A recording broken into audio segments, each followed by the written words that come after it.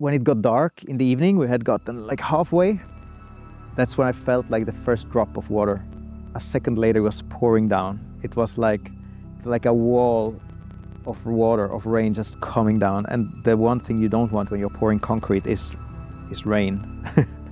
And at that moment, I thought, fuck yes, this is it. Oh, the pool, the last important detail, to be able to call it a resort, in my opinion. I really paid so much attention to all the details. I had like this idea, I could see it like how I wanted it, what types of materials, stone, like the dimensions. I already knew like all the details. I knew exactly how I wanted it. And everyone was telling me like, oh, don't do it. You can't like make these huge stairs. Like in the pool, you have a big pool. This like eats like a quarter of the entire pool. And I was like almost listening to everyone. I was like, but in the end, luckily, I was like, no, fuck everyone. This one, I'm gonna do exactly as I want it. First of all, we are like in a small island. There is like no concrete truck that can just like, back up with concrete. And we had to do everything by hand. In the deep end, it's 3 meters deep, which meant we had to dig 4 meters deep for the rebar and the foundations. And everything is done just like with a hatchet and a shovel. There is like no heavy machinery, no excavators.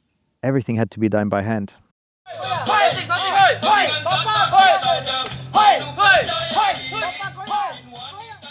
And the groundwater is like almost like at ground level. You dig like 20 centimeters down, 1 foot down, and it's already like it's water, salt water. So we had to like have 2 diesel pumps constantly pumping out water from the hole for 6 months straight. It was like such noise, pumping out like cubic after cubic of salt water, like right out here on the field.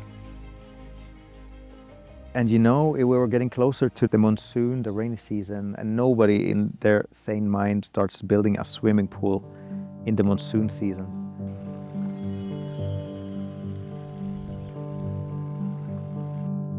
And on the day where we're going to do the pour, the concrete pour, we had 4 concrete mixers, gasoline driven, 1 in each corner. Mountains of sand, stone, sacks of cement, like we had collected like water to mix concrete. And it was going to be a long pour, 48 hours straight.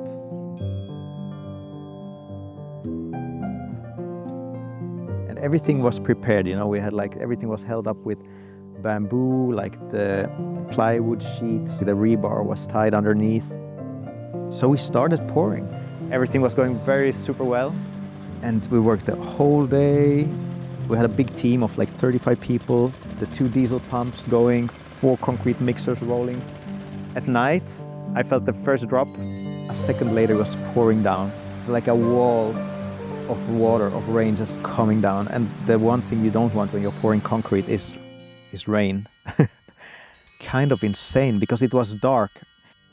The light bulbs started flickering. People were like panicking.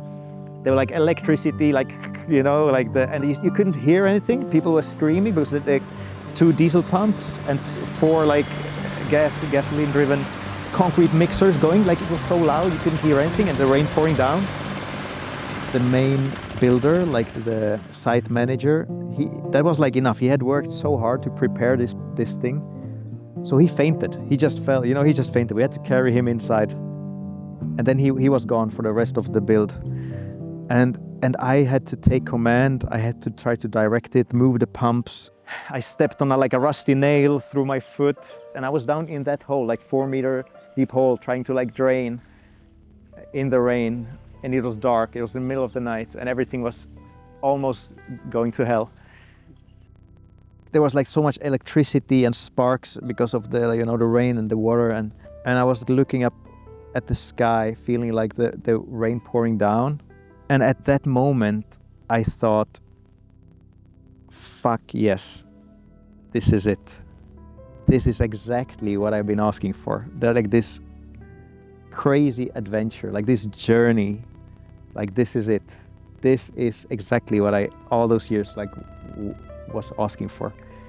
So it was kind of an epiphany, like at the most miserable, like worst moment in time where everything was kind of turning against us.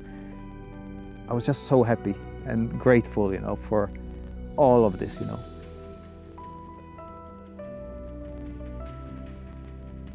I brought everyone back to work. I make sure everything was working. We drain it and let's say in a half an hour the rain stopped. We got the lights back on. We continued pouring until the morning, until sunrise. Sometime at noon the day after we were finished. We had finished the pour.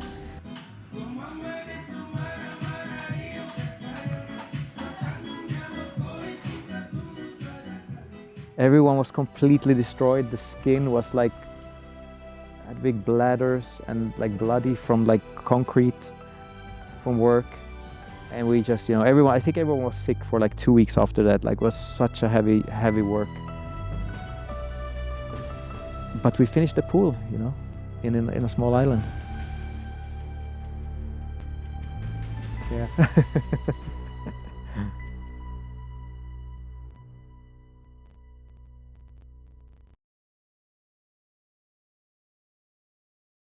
Atau sekarang ini mau mati ini? Atau tunggu sedikit? Karena lihat bagus di filmnya.